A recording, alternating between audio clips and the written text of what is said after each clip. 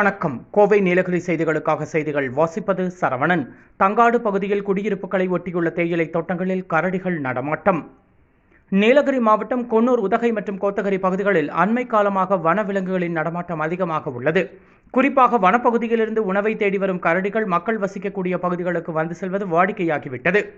தங்காடு பகுதியில் குடியிருப்புகளை ஒட்டியுள்ள தேயிலை தோட்டங்களில் கரடிகள் நடமாட்டம் அதிகமாக உள்ளது. பகல் நேரங்களிலேயே கரடி ஒன்று தேயிலை வாங்கும் பகுதி மற்றும் சாலையில் நீண்ட நேரம் நடைபழகியது. அந்த பகுதியில் தேயிலை தோட்டங்கள் அருகே குடியிருப்புகள் உள்ளதால் அங்கு வசிக்கும் மக்கள் கடும் அச்சமடைந்துள்ளனர். இந்த நிலையில் பாலகோலா பள்ளியில் புகுந்த கரடி அங்குள்ள உணவுப் பொருட்களை சாப்பிட்டு பல பொருட்களை சேதப்படுத்தி சென்றுள்ளது. வனத்துறையினர் அந்த பகுதியில் முகாமிட்டு கரடியை கண்காணிக்க வேண்டும் என்று கோரிக்கை விடுத்துள்ளனர். கோவை நீலகிரி செய்திகளுக்காக எமது சிறப்பு செய்தி ஆசிரியர் தமிழ் வெங்கடேசன்.